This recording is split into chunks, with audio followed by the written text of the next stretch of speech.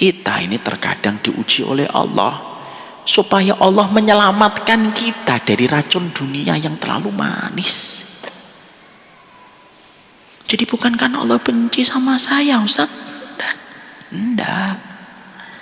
Takdir buruk Allah hadirkan untuk kita karena Allah ingin menyelamatkan kita dari pesona dunia yang membuat kita terlena dan kita akhirnya mabuk kepayang dengan dunia. Orang kalau sudah mabuk kepayang dengan dunia, Bu, susah dikasih nasihat. Assalamualaikum warahmatullahi wabarakatuh. Bismillahirrahmanirrahim. Mari kita mulai kajian kita.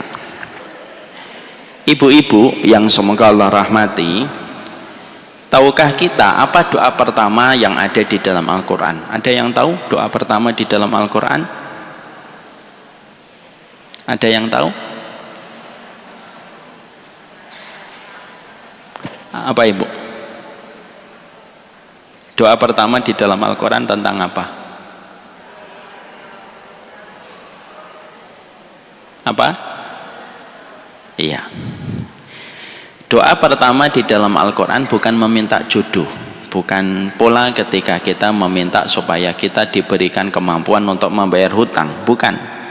Doa pertama di dalam Al-Quran termaktub di dalam salah satu surat yang paling agung di dalam Al-Quran, yaitu surat Al-Fatihah. Ketika kita membaca minimal 17 kali di dalam keseharian kita, yaitu ketika kita membaca ihdinas siratal mustaqim, berikanlah kami jalan petunjuk pada jalan yang lurus. Arti jalan yang lurus adalah jalan yang ditinggalkan dan diwariskan oleh Nabi kepada para sahabat dan diajarkan para sahabat kepada seluruh manusia, kepada kita hari ini. Itulah yang disebut dengan siratal mustaqim.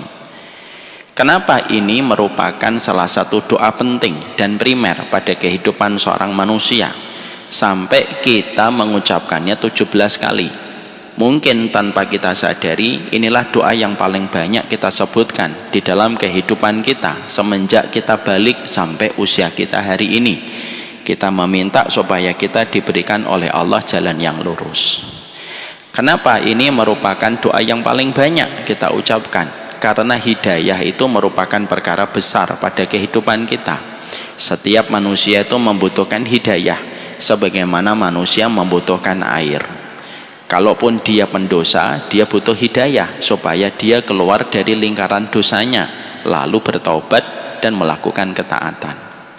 Kalaupun dia sudah taat, dia pun masih membutuhkan hidayah supaya dia mendapatkan istiqamah, supaya ketaatan dia tidak hanya satu musim, tapi ketaatan dia berlangsung sampai hari ketika dia diwafatkan. Artinya hidayah itu dibutuhkan oleh setiap manusia. Makanya kita 17 kali memohon kepada Allah supaya kita diberikan hidayah. Penuntut ilmu pun masih membutuhkan hidayah. Kenapa perlu saya sampaikan ini? Karena banyak orang berasumsi hidayah itu hanya untuk mereka yang masih berdosa. No, enggak. Tapi hidayah pun dibutuhkan oleh penuntut ilmu. Kenapa penuntut ilmu masih butuh hidayah? Karena sesungguhnya penuntut ilmu terkadang apa yang dia pelajari belum tentu dia mampu amalkan, sehingga dia butuh hidayah setelah dia mendapatkan ilmu, supaya dalam setiap hidayah yang dia peroleh mampu dia amalkan setiap ilmu yang dia pelajari. Orang yang belajar pun masih butuh hidayah. Kenapa, Ustadz? Karena sesungguhnya ilmu yang dia pelajari mungkin ada yang salah. Lalu kalau dia dapat hidayah, maka dikoreksi ilmunya oleh Allah menuju kepada perkara yang Allah ridhoi. Artinya setiap orang bagaimanapun posisinya, maka mereka pun membutuhkan hidayah. Hatta Rasulullah pun membutuhkan hidayah. Makanya Nabi pun tidak pernah selesai untuk meminta hidayah kepada Allah. Kenapa Rasulullah itu meminta hidayah? Supaya beliau kuat memikul amanah, menyampaikan risalah kenabian dan risalah tauhid kepada manusia, dan supaya beliau tidak menyeleweng dari setiap perintah yang Allah berikan kepada Nabi Muhammad. Itu hidayah bagi Nabi Muhammad. Makanya kita butuh hidayah sampai kita nanti masuk surga. Makanya ucapan penduduk surga itu apa? Alhamdulillahilladzi hadana lihada. Ya Allah, segala puji bagi Engkau yang telah memberikan kami hidayah, sampai hidayah ini menuntun kami memasuki surga. Bahkan kita masuk surga pun disebabkan karena hidayah yang Allah berikan kepada kita. Setelah kita faham betapa pentingnya masalah hidayah pada kehidupan kita, tentunya kita harus paham hidayah yang kita minta itu harus disertai dengan komitmen serta ikhtiar. Karena kalau kita hanya sekedar meminta tetapi kita tidak merealisasikan dalam pembuktian kita sehari-hari, maka permintaan kita itu permintaan pepesan kosong. Karena permintaan tanpa disertai dengan realisasi pembuktian. Inilah yang menjadikan kita mempelajari apa yang harus kita lakukan supaya kita bisa mendapatkan surga. Karena mendapatkan surga itu adalah hidayah, maka jalan yang bisa mengarahkan kita kepada surga itu harus kita pelajari sebagai bentuk realisasi dari permintaan kita kepada Allah ketika kita mengucapkan ihdinas siratal mustaqim pada setiap keseharian kita ketika kita membaca Al-Fatihah di dalam sholat. Jadi bohong kalau ada orang yang mengatakan ihdinas siratal mustaqim tapi kesehariannya dia tidak pernah mau mempelajari jalan-jalan menuju kepada surga. Dia tidak berkenan untuk mempelajari jalan yang ditinggalkan dan diwariskan oleh Nabi dan para sahabat. Berarti tidak sinkron antara ucapannya dengan perbuatannya. Dan orang semacam ini bisa jadi ada berbagai macam kemungkinan. Bisa jadi dia bodoh, antara ucapan dan perbuatan tidak sinkron. Atau yang kedua, dia mabuk sehingga dia tidak mengerti apa yang dia ucapkan ketika dia meminta kepada Allah. Atau yang ketiga, ketika hawa nafsunya terlalu mendominasi hatinya sampai menjadikan dia tidak bisa untuk mencari jalan yang menuju kepada surga.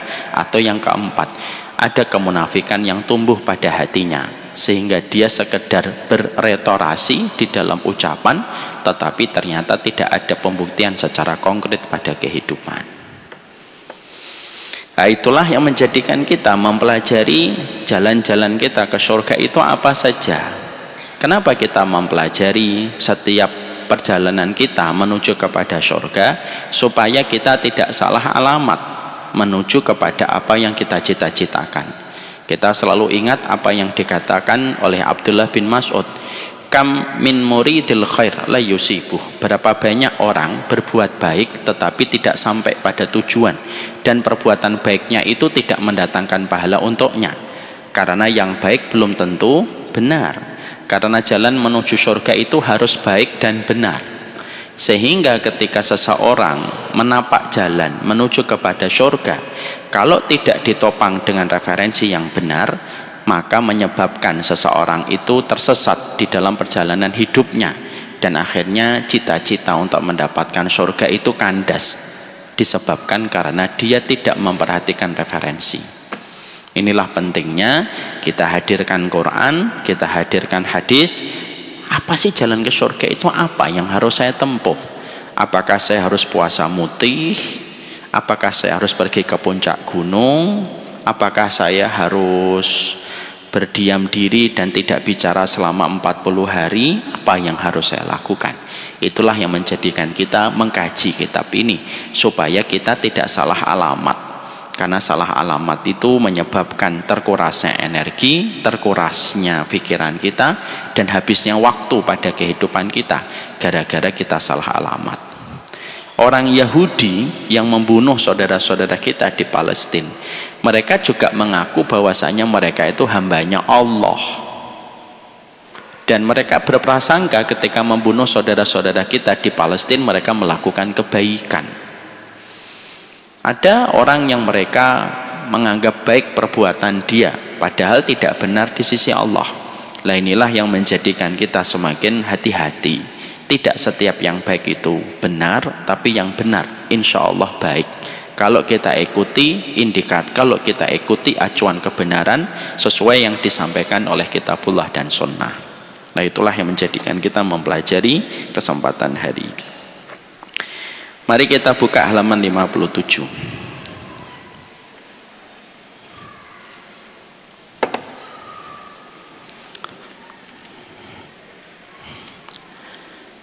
Termasuk jalan kita menuju kepada surga itu adalah ketika kita meridhoi Allah dan meridhoi setiap ketetapan takdir dan setiap ketetapan peristiwa yang menimpa dan terjadi pada kehidupan kita. Keridhaan manusia kepada setiap keputusan yang Allah gariskan pada kehidupan kita, dan tidak ada satu peristiwa yang terjadi menimpa kepada kita kecuali kita sikapi dengan keridhaan. Tidak ada balasannya kecuali haknya Allah, haknya manusia untuk dimasukkan ke dalam surga oleh Allah. Mari kita baca dulu hadisnya.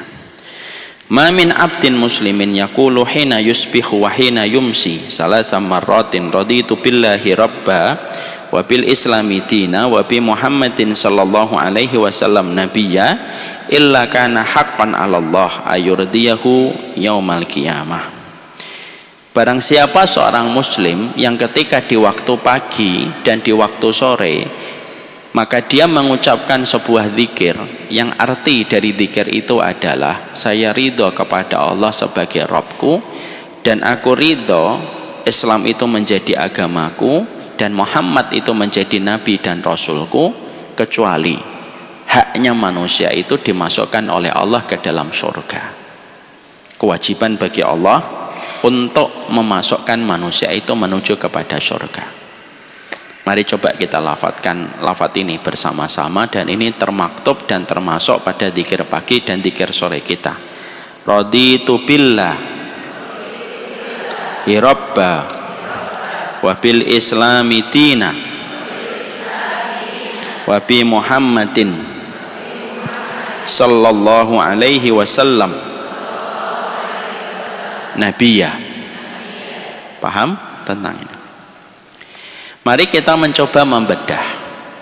Dzikir itu tentunya saya harus membedah untuk menjadi sebuah alarm, self reminder untuk saya dan untuk peringatan bagi semua ibu-ibu yang hadir. Sesungguhnya kita harus paham bahwasanya dzikir itu tidak bermakna kalau tidak disertai dengan sebuah tadabbur dan sebuah penghayatan terhadap dzikir yang kita ucapkan. Karena dzikir itu merupakan salah satu bentuk ibadah yang paling agung, berderet dan bersama dengan ibadah doa. Kesalahan banyak orang yang berzikir hari ini adalah orang itu berzikir tidak mengetahui maknanya, tidak menghayati setiap isinya, lalu tidak merealisasikan hidupnya sesuai dengan kandungan dzikir yang dia ucapkan. Ini kan salah.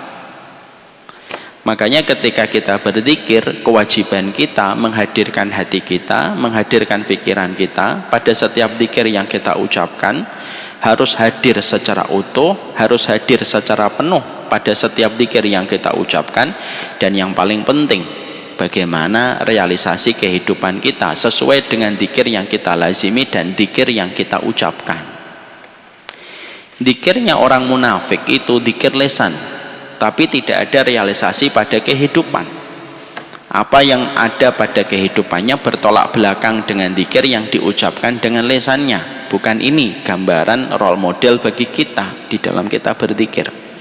Tetapi ketika kita berzikir, salah satunya zikir yang kita baca tadi, itu harus betul-betul kita hayati. Aku ridho ya Allah, Engkau adalah Rabbku, Islam itu adalah agamaku, dan sesungguhnya Nabi Muhammad itu adalah Nabi dan Rasulku. Dan betul-betul bukan hanya pengucapan secara lisan, tapi menghadirkan hati, mengikat makna pada setiap zikir yang kita ucapkan, supaya mampu menjadi sebuah kurikulum pada kehidupan kita dan menjadi pegangan untuk kehidupan kita. Ini yang paling penting.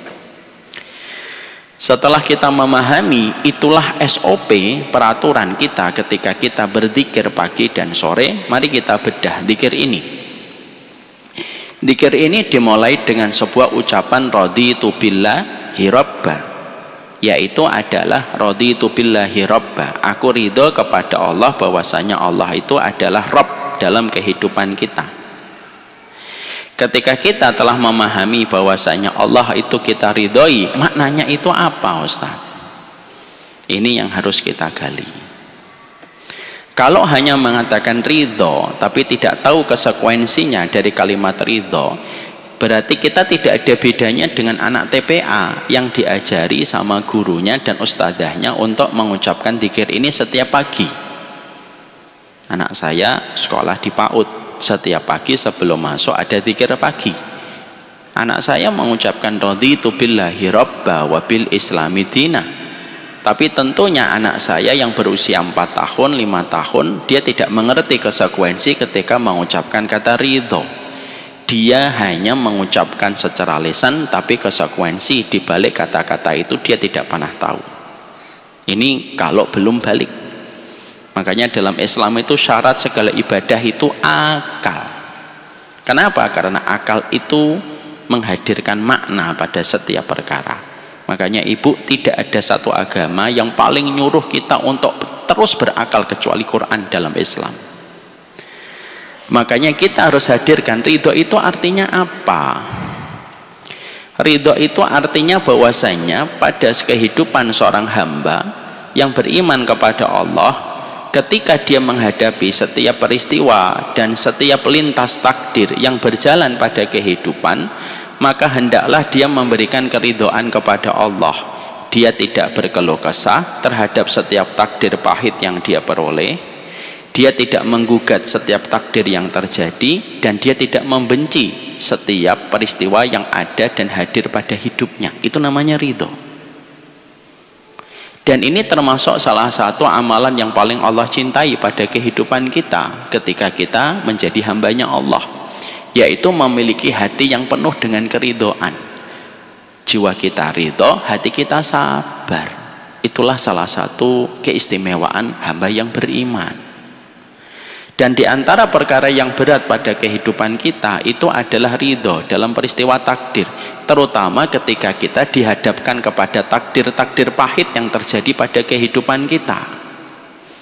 Karena terkadang kita bisa menikmati takdir ketika takdir itu manis sesuai yang kita inginkan, tapi terkadang kita terguncang jiwa kita ketika kita menghadapi takdir pahit yang tidak sesuai dengan apa yang kita ekspektasikan dan kita harapkan. Maaf, dunia ini anginnya tidak bertiup sesuai dengan kehendak hati kita. Kadang-kadang kita pengen ke timur, anginnya ke barat. Kita pengen ke utara, anginnya ke selatan. Tapi begitulah kehidupan, bahwasanya kehidupan itu tidak senantiasa mempertemukan kita dengan takdir-takdir yang baik. Kadang itu mempertemukan dengan takdir buruk karena akibat dosa kita dan akibat dari kemaksiatan kita sendiri. Dan disitulah kita dibutuhkan pada kehidupan kita, bukan hanya kita bersyukur, tapi dibutuhkan kehidupan. Komponen hati kita itu ridho kalau kehidupan kamu disapa dengan takdir-takdir yang tidak sesuai dengan apa yang kamu harapkan. Sebelum kita bahas bagaimana cara kita memakai kacamata ketika kita menghadapi takdir-takdir berat yang terjadi pada kehidupan kita, saya jelaskan dulu kenapa takdir pahit itu terjadi pada kehidupan kita. Ini yang kita harus mengerti.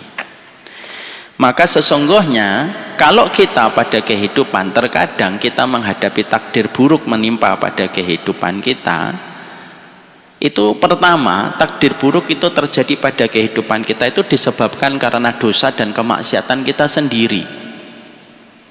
Karena sesungguhnya apa yang buruk yang terjadi pada kehidupan kita bukan karena Allah zalim, bukan karena Allah jahat pada kehidupan makhluknya. Karena Allah itu tidak ada hajat untuk memberikan keburukan kepada makhluknya. Apa untungnya bagi Allah memberikan kejahatan kepada kita? Sepenting apa kita di hadapan Allah sampai Allah penting untuk menghadirkan kejahatan untuk kita? Tidaklah. Kalau Allah ingin jahat sama ibu, simple. Allah tidak usah menciptakan ibu, selesai. Kenapa Allah menciptakan kita, menyediakan udara, menghamparkan tanah, meninggikan langit, mengalirkan air, lalu tiba-tiba Allah mendolimi kita? Tidak masuk akal, nggak logis kalau ada orang itu menganggap bahwasanya dirinya itu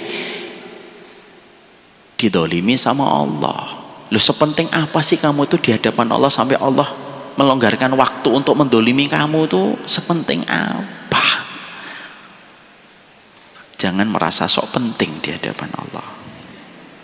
Aku didolimi sama Allah. Tidak ada. Maka setiap yang terjadi, ketika terjadi pada kehidupan kita, pastikan apapun yang buruk yang menimpa kepada kita itu bisa jadi karena dosa-dosa kita dan kemaksiatan yang kita lakukan dan kita kerjakan. Sehingga ketika kita selalu melihat sudut pandang setiap takdir buruk yang kita jumpai dari sudut pandang nomor satu, bahwasanya takdir buruk itu terjadi pada kehidupan kita karena apa yang kita usahakan dan apa yang kita lakukan, maka bisa jadi di situ kita akan cepat bisa menghadapi takdir ketika tahu takdir ini terjadi karena kesalahan kita sendiri. Ya. Jadi tidak ada yang terjadi kecuali ya karena kesalahan kita. Ada seorang ibu menangis disebabkan ulah suaminya. Suaminya berbuat dolim, misal terjadi dan menimpa kepada seseorang. Moga-moga ibu tidaklah di sana insya Allah. Suaminya dolim kepada sang istri. Tapi ketika dibedah dan direview kembali episode demi episode yang terjadi pada kehidupan ibu itu, ternyata ibu itu sudah diberikan sinyal oleh Allah sebelum menikah bahwasanya laki-laki yang akan datang kepadanya memiliki beberapa catatan. Tapi ternyata wanita itu dulunya mungkin menutup mata, menutup telinga ketika dia sudah cinta kepada laki-laki itu. CINTA. Ketika semua alarm itu sudah dia dapatkan dan dia tetap menerobos, karena orang jatuh cinta, Bu. Apapun yang dikatakan orang biasanya tidak peduli. Itu cerewet, tidak apa-apa. Berarti saya tidak perlu menyalakan radio, kan gitu. Hitam, tidak apa-apa. Yang penting manis. Itu orang jatuh cinta kan susah dikasih nasihat. Jadi ada 3 orang yang susah dikasih nasihat, Bu. 1 orang yang jatuh cinta, 2 orang yang cinta dunia, yang ketiga orang yang sedang fanatik sama kelompoknya. Enggak, susah itu. Makanya kalau ada orang tidak bisa menurut ustadz saya, sudahlah, saya sudahlah menurut ustadz antum sudah selesai, saya pulang saya. Kok tadi saya ngomong ke situ ya? Oh ya, balik lagi. Bisa jadi kesalahan yang terjadi itu menimpa pada kehidupan kita disebabkan karena apa yang menjadi ketika kita melakukan dosa di dalam kehidupan kita, lalu akhirnya kehidupan kita menyebabkan terjadinya berbagai macam takdir pahit yang ada pada kehidupan kita, sehingga apa yang dihadapi oleh ibu tadi itu disebabkan karena dia tidak mau memperhatikan setiap sinyal yang Allah berikan. Allah itu selalu ngasih sinyal, Bu. Cuma masalahnya hati kita sebagai receiver untuk menangkap sinyal itu kadang-kadang tertutupi sama hawa nafsu. Sehingga ketika hati yang berkedudukan sebagai receiver untuk menangkap sinyal dari Allah itu tertutup dengan hawa nafsu dan akhirnya menyebabkan banyak penyakit hadir pada kehidupan kita. Kenapa?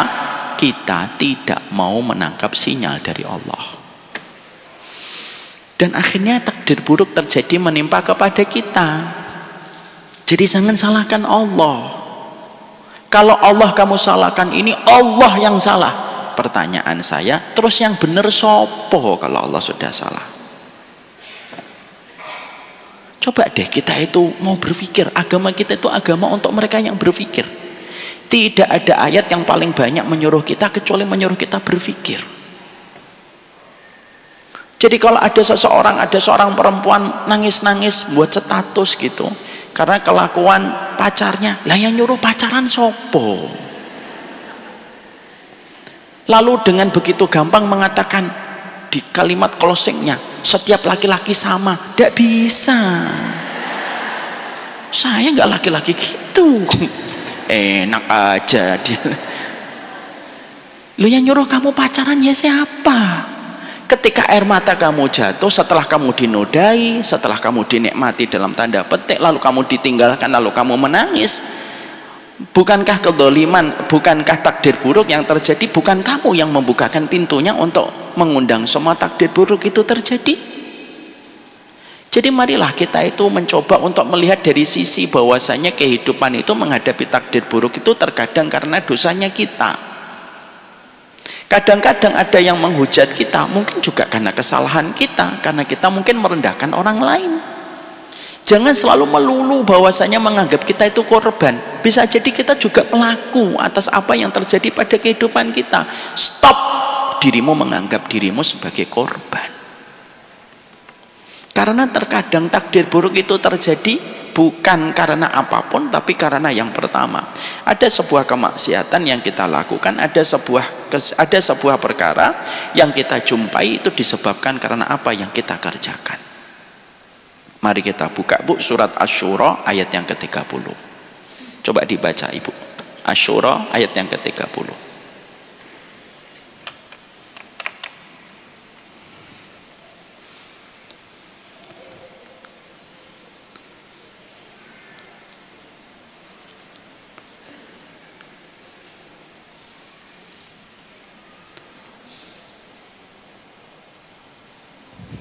A'udzu billahi minasyaitonir rajim. Dia Musa berkata, Oh, Asy-Syura ini. Asy-Syura. Bukan Asy-Syu'ara, Bu. 30 ya. Asy-Syu'ara para penyair yang lagi rame kemarin. A'udzu billahi minasyaitonir rajim. Dan musibah apapun yang menimpa kamu adalah karena perbuatan tanganmu sendiri, dan Allah memaafkan banyak dari kesalahan-kesalahanmu. Buka, Ibu, semua Qur'annya sudah dibuka? Saya bacakan. Wa ma asabakum min musibatin fabima kasabat aydikum. Musibah apapun yang terjadi pada kehidupan kalian itu disebabkan dari apa yang diusahakan oleh kalian sendiri dan tangan kalian, perbuatan kalian sendiri. Itu pun Allah menutup ayat ini dengan sebuah closing yang sangat indah, wa ya'fu an katsir. Dan Allah sudah memaafkan sebagian besarnya. Maaf ya, Bu, kalau Allah tidak memiliki sifat rahmat, setiap kesalahan kita itu pasti mendatangkan kesulitan, detail sesuai dengan kesalahan kita.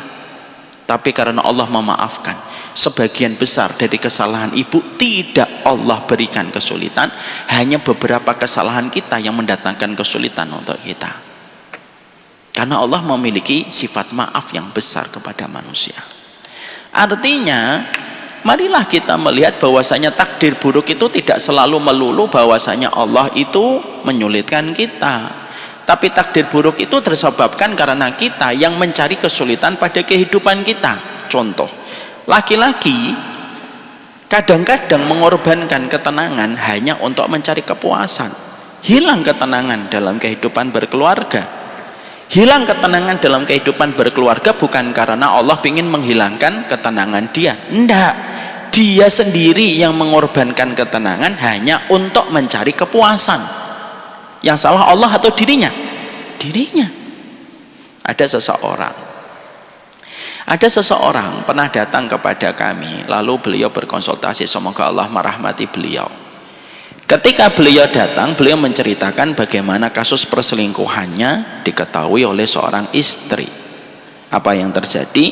Istrinya memblok nomor WhatsApp suaminya. Dalam rangka mediasi, dia tidak mau berkomunikasi sama suaminya. Lalu beliau hidup bersama beberapa putranya, ya, 3 atau 4 putranya, yang mana sang suami tidak bisa berkomunikasi bebas dengan anak-anaknya setelah kasus itu terjadi.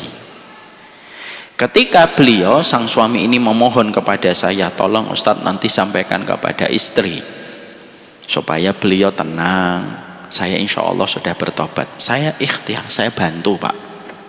Tapi pertanyaan saya pada saat itu adalah, Bapak, sebelum kasus perselingkuhan ini terjadi, apakah Bapak setiap waktu berkomunikasi dengan bebas dengan istri? Iya.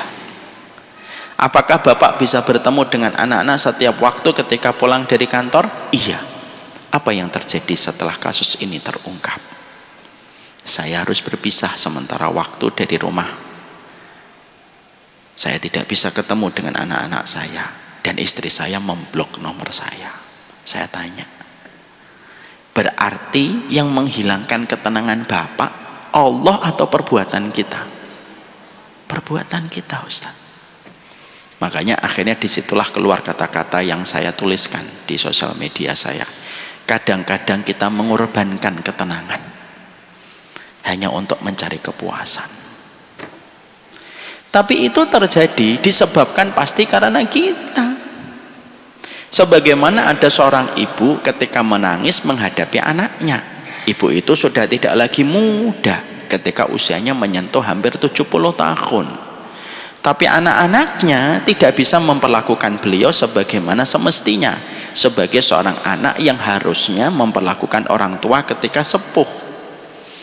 Tapi ternyata setelah beliau menyampaikan, beliau sendiri yang akhirnya mengevaluasi, ini juga karena kesalahan saya Ustadz, karena dulu ketika anak-anak itu bertumbuh kembang, anak-anak itu tidak pernah saya ajari agama, tidak pernah saya dekatkan dengan akhirat, tidak pernah saya pegang tangannya untuk duduk di kajian, dan akhirnya bom waktu itu harus terjadi.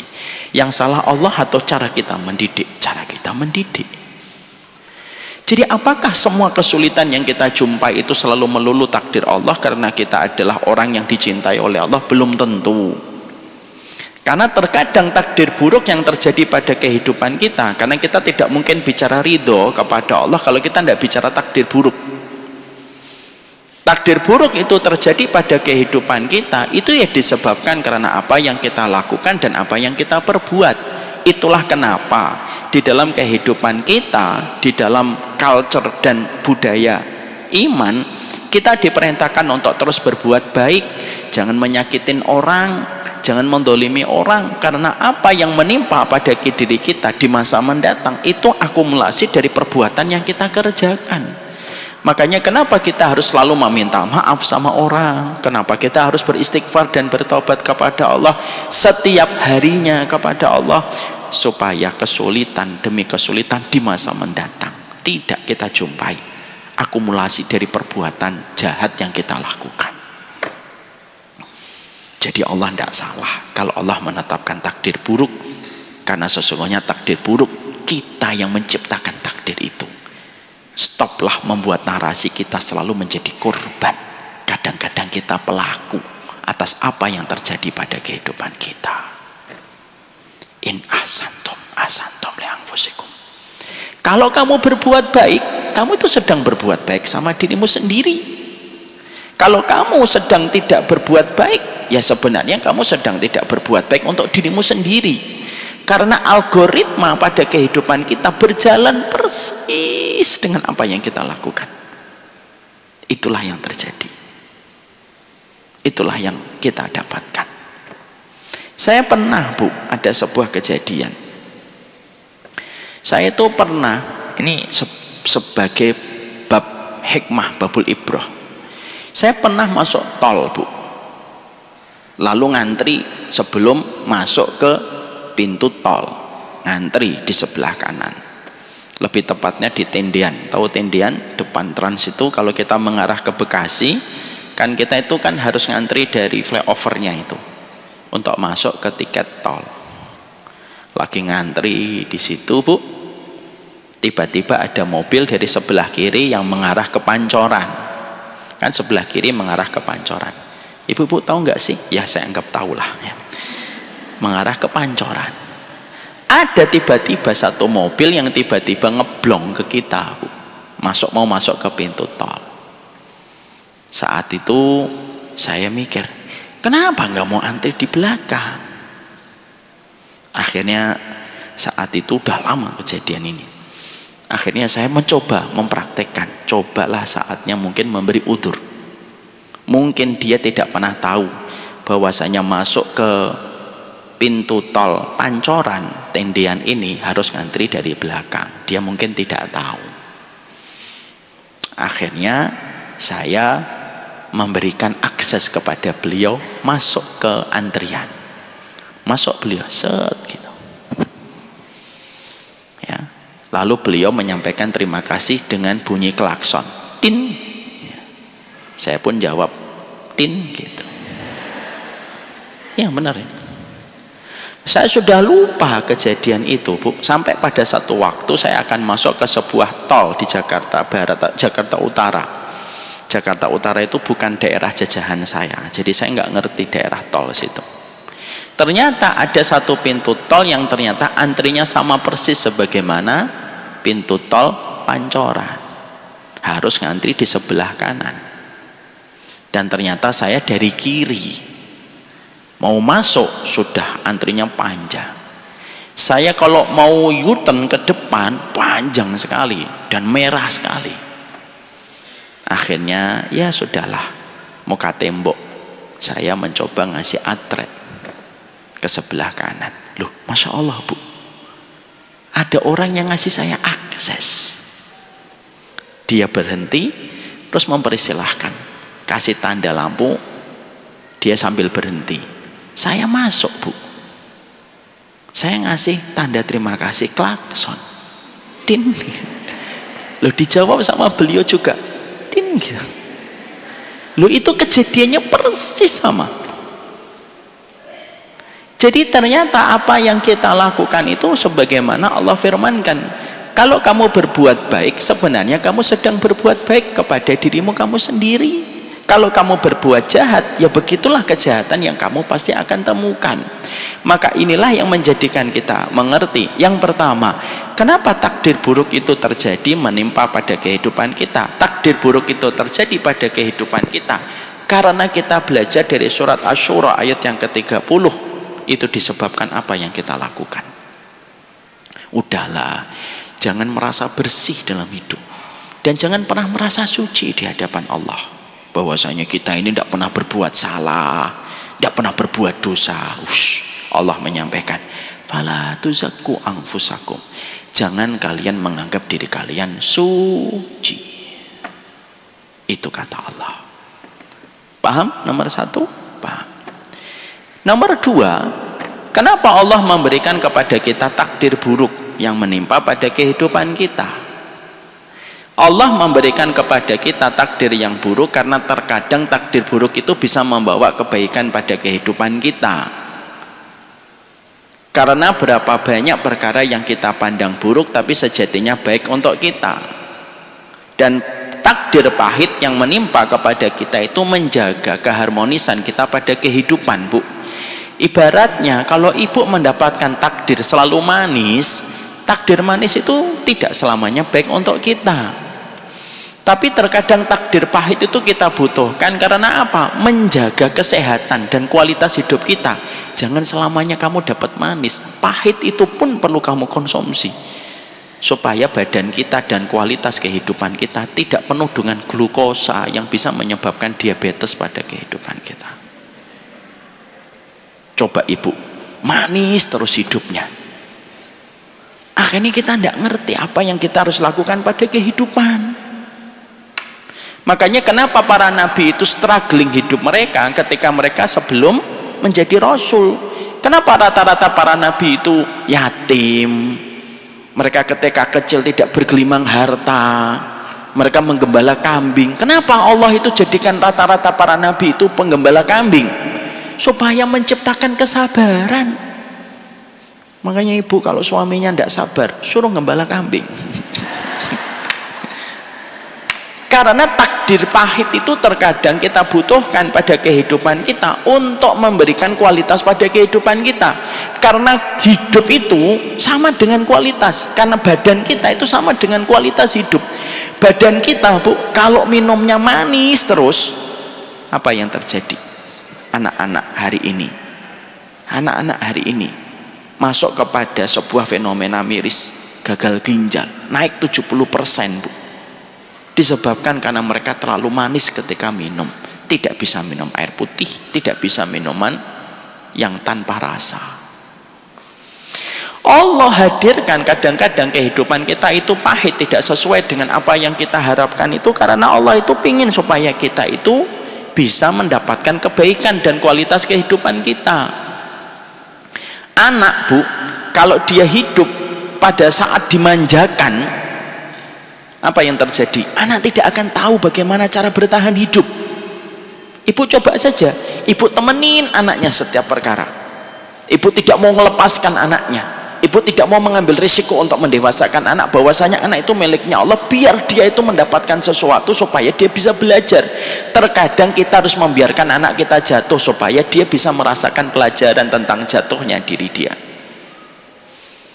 Anak yang ternyata terbiasa dengan fasilitas yang berlebihan yang didapatkan, justru dia tidak akan bisa bertahan hidup, strugglingnya lemah, karena dia tidak pernah merasakan ujian dalam hidup. Beda, Bu, anak-anak yang lahir dari kondisi orang tua yang miskin, kadang-kadang Allah menguji dengan kesempitan hartanya, anak-anak itu malah bertahan. Anak-anak itu yang struggling, anak-anak itu yang ngulet kemana-mana, dan akhirnya dia memiliki ketahanan dalam hidup karena ujian yang didapatkan dulu bersama orang tuanya. Allah memberikan kepada kita takdir pahit pada kehidupan kita, karena pada dasarnya yang pahit itu terkadang bisa memberi manfaat pada kehidupan kita di masa mendatang. Coba kalau kita tidak merasakan takdir pahit, Bu, kita tidak akan tahu bagaimana caranya kita berdoa sama Allah. Kita tidak akan tahu bagaimana menggelar sajadah untuk bersujud sama Allah, dan kita tidak akan pernah tahu bagaimana kita bermunajat kepada Allah di waktu malam kalau hidup kita baik-baik saja.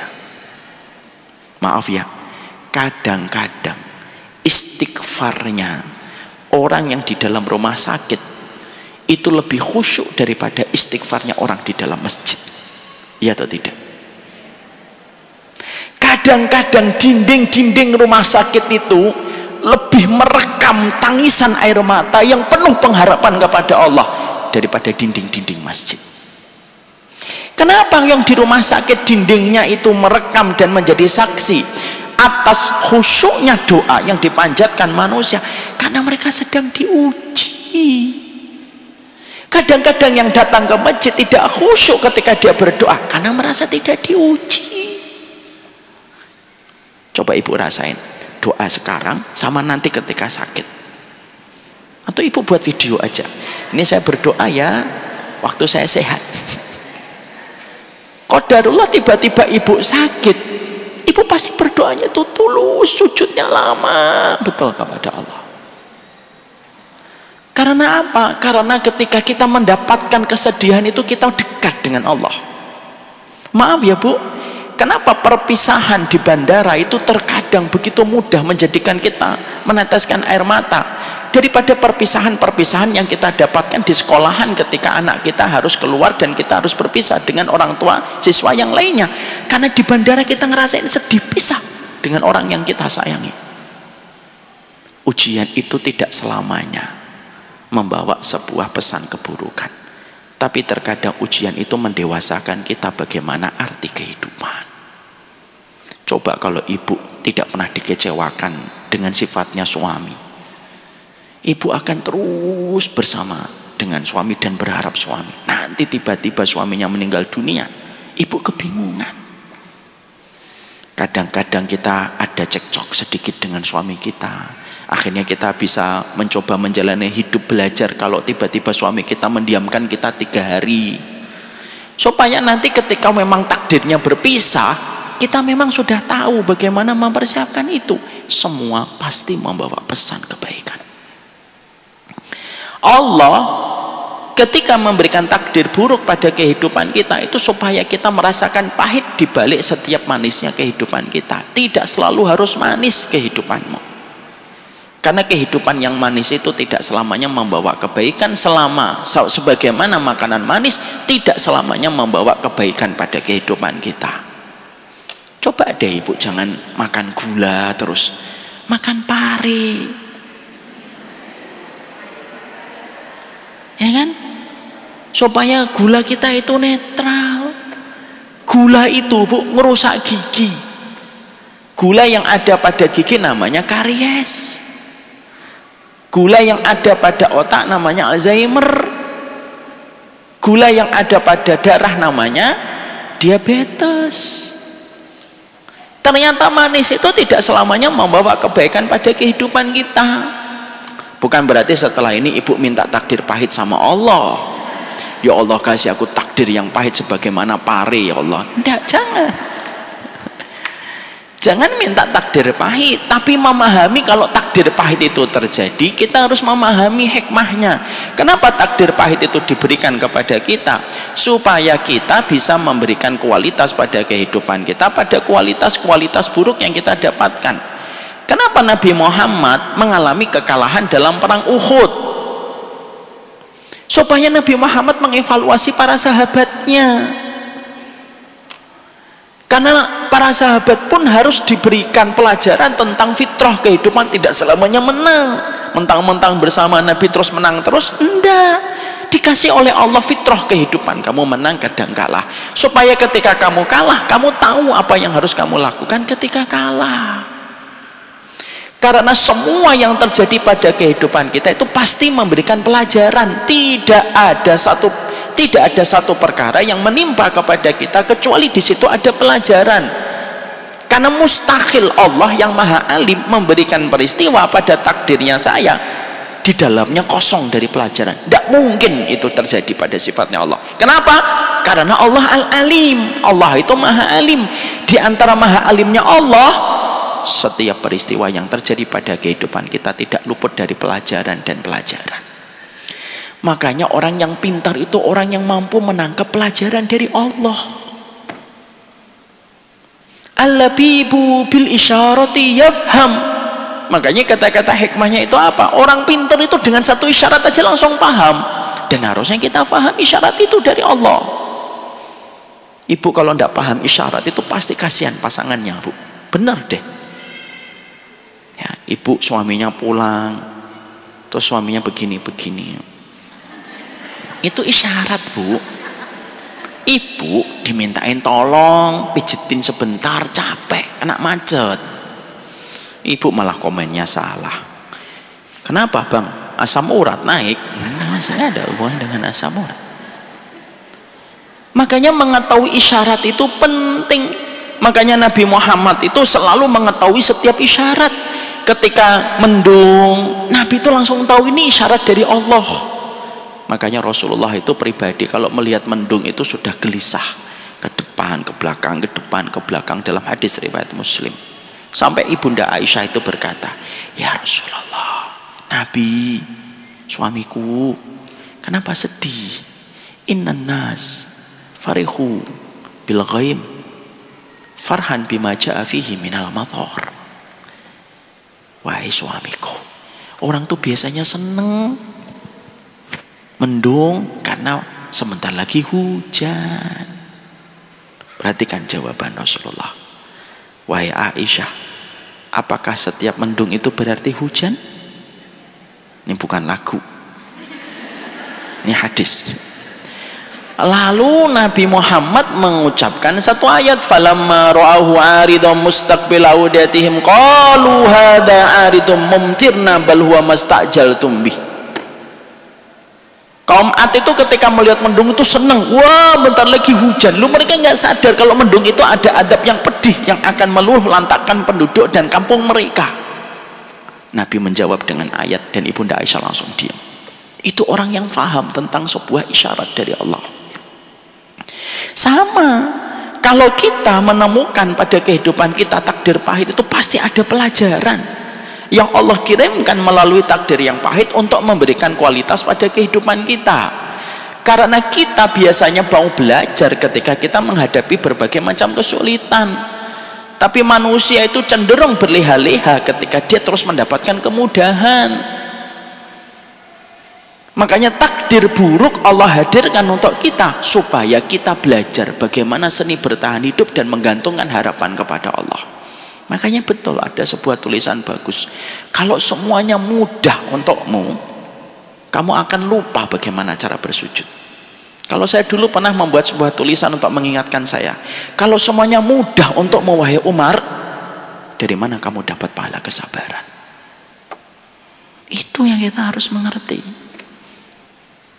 Sekali lagi, jangan pernah terus-menerus menganggap diri kita korban. Itu yang kedua. Paham kenapa takdir buruk ini terjadi pada kehidupan kita? Yang ketiga, Bu, kenapa takdir buruk itu terkadang terjadi pada kehidupan kita? Dan nanti kalau takdir buruk itu terjadi dan menimpa kepada kita, disitulah kita memberikan ridho sama Allah. Karena kita tahu takdir buruk ini bukan karena Allah, saya yang salah. Takdir buruk ini bukan karena Allah yang benci, bukan, karena ada pelajaran yang Allah ingin berikan kepada saya. Yang ketiga, takdir buruk itu terkadang kita temukan pada perjalanan hidup supaya kita tidak jatuh cinta dan gandrung sama dunia. Coba kalau kita diberikan takdir manis, kita akhirnya senang pada kehidupan, benci pada kematian. Takdir buruk itu untuk menormalisasi pikiran supaya tidak terkena racun dunia. Karena racun dunia itu racun yang paling lembut, yang terkadang orang meminumnya tanpa sadar sudah meracuni pikirannya. Orang itu, Bu, kalau sudah mendapatkan ujian hidup, rindunya berjumpa dengan Allah itu besar, karena sudah kecewa dengan makhluk. Saya kemarin melakukan perjalanan ke Uzbekistan, Bu. Salah satunya ke Bukhara. Saya cerita ya, bukan untuk sombong, enggak, cerita. Ibu tahu nggak Imam Bukhara? Imam Bukhari itu imam para ulama hadis. Orang yang dinobatkan menjadi orang yang paling encer otaknya di dalam menghafal, itu Imam Bukhari. Semenjak kecil, Bu. Yang ketika pada waktu lahir Imam Bukhari itu buta. Lalu ibunya menggelar sajadah, sujud dalam sujud panjang dalam tahajud, meminta terus sama Allah, sembuhkan Muhammad bin Ismail bin Ibrahim.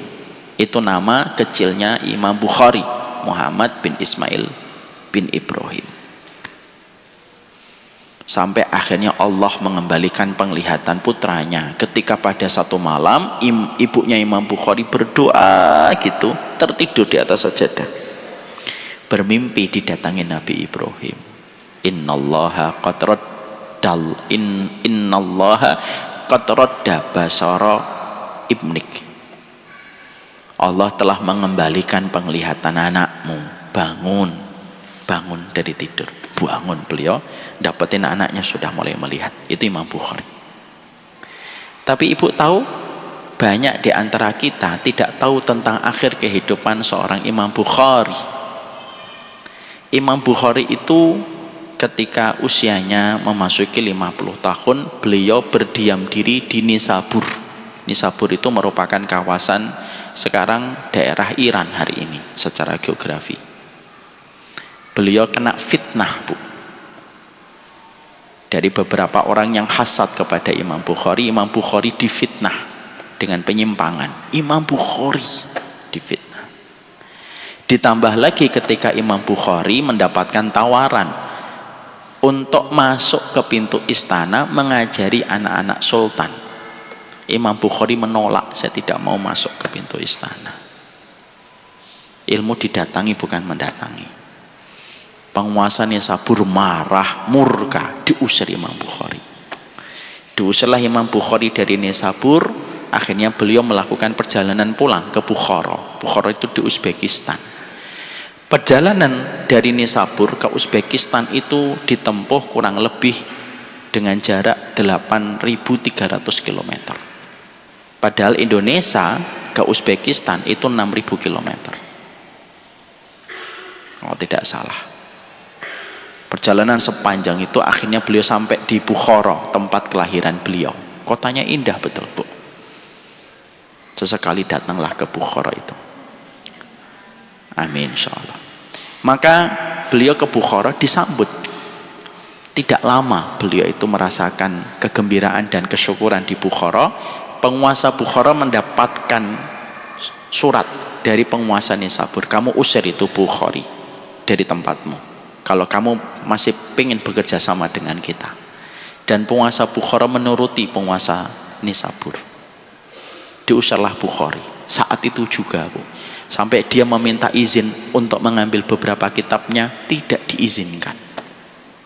Pergi kamu. Imam Bukhari yang namanya hari ini melegenda dan melekat pada lisan setiap orang yang menuntut ilmu, Dia tidak mampu merelakan bukunya, tidak mampu merapikan bukunya, langsung diusir. Tidak ada tempat yang dituju oleh beliau kecuali Samarkand. Samarkand itu daerah yang dekat dengan Bukhara. Dia melanjutkan perjalanan ke Samarkand. Ternyata penguasa Samarkand sudah diberitahu sama penguasa Bukhara, tutup bordermu, jangan terima itu Bukhari. Ditutup bordernya, Bu. Imam Bukhari ketika masuk ditolak. Imam Bukhari sedih. Akhirnya beliau berdoa, dunia yang asalnya luas untukku ya Allah, hari ini dunia terasa sempit untukku. Cabutlah nyawaku kalau engkau ridho ya Allah. Tidak lama setelah itu beliau wafat di pinggir jalan. Itu Imam Bukhari. Kenapa Allah uji orang kayak Imam Bukhari?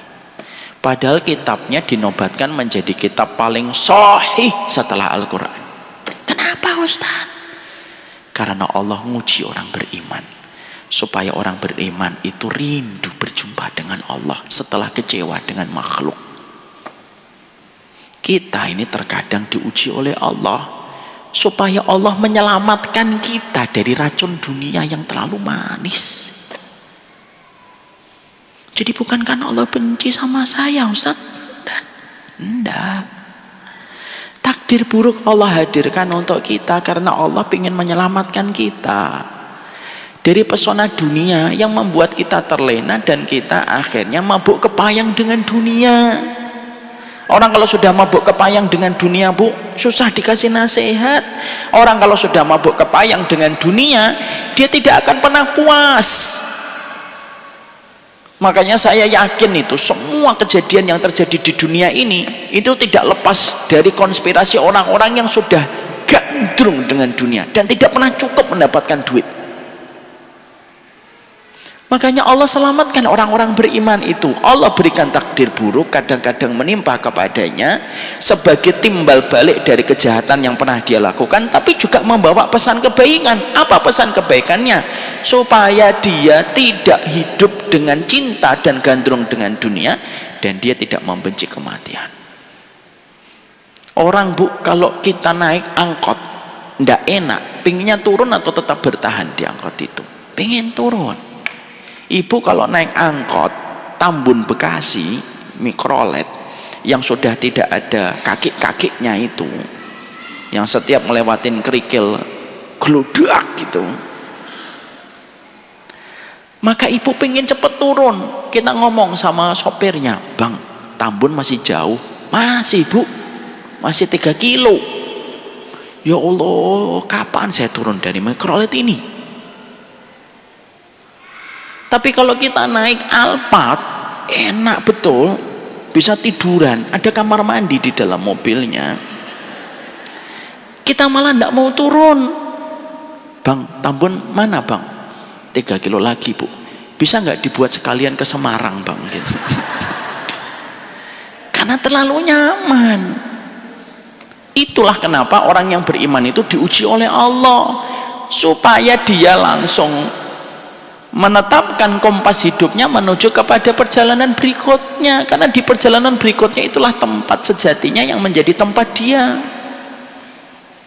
Maka itulah yang kita harus paham, Bu. Makanya maaf ya, kenapa ujian itu membuat kita lelah? Kalau kita lelah, kita pengen istirahat, dan istirahatnya kita itu ketika wafat.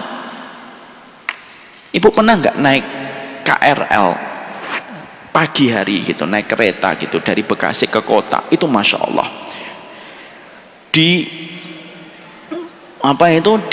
terus didorong-dorong, Bu. Ketika kita berdiri terlalu lama, apa yang paling nikmat ketika kita di dalam kereta? Tempat duduk. Ngelihat tempat duduk itu kayak ngelihat roti baru matang dari oven. Betul atau tidak? Betul. Kita misalkan berdiri gini terus ngeliat orang duduk sambil gini, nikmatnya ya Allah gitu. Sehingga kadang-kadang kalau ada orang yang sedang duduk di KRL begini, tiba-tiba dia melepas earphone-nya, dimasukkan ke tas, nutup tasnya, kita langsung deket-deket ke dia, karena kita berasumsi bentar lagi dia berdiri. Ternyata habis masukin earphone dia tidur lagi. Kenapa? Kenapa kita itu merasakan duduk itu nikmat? Karena terlalu lama berdiri. Kalau ibu terlalu lama duduk, apa yang paling nikmat? Berdiri. Kenapa orang mukmin itu diuji oleh Allah, Ustaz?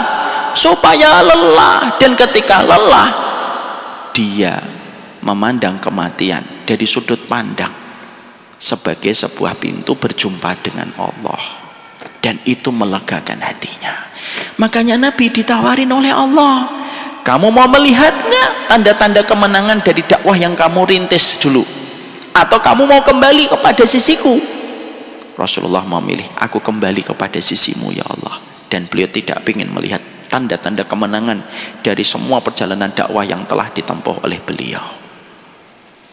Itulah kenapa takdir buruk terjadi pada kehidupan kita. Jadi paham ya ibu kalau takdir buruk itu terjadi. Setelah kita memahami takdir buruk, kenapa itu terjadi pada kehidupan kita, sekarang bagaimana cara kita membaca takdir kalau buruk, supaya nanti ketika kita mengucapkan raditu billahi robba, kita faham, kita ngerti, oh raditu billahi robba itu saya ridho ya Allah terhadap semua perjalanan takdir yang menimpa pada kehidupanku. Maka cara membaca takdir itu ada 6 kacamata yang harus kita fahami dari kata Imam Ibnu Qayyim. Apa 6 kacamata itu? Inilah pembahasan kita bulan berikutnya insyaallah. Waffaqanallah ila ma yuhibbu wa yardah, wa sallallahu ala nabiyyina Muhammad walhamdulillahirabbil alamin. Subhanakallahumma wa bihamdika asyhadu an la ilaha illa anta astaghfiruka wa atubu ilaik. Kita ketemu lagi insyaallah Kamis pekan kedua. Kita akan membahas tentang 6 kacamata di dalam membaca setiap takdir yang buruk yang menimpa pada kehidupan kita. Ini yang dapat saya sampaikan. Mohon maaf kalau ada sebuah kesalahan dan sebuah kekhilafan yang terjadi. Assalamualaikum warahmatullahi wabarakatuh.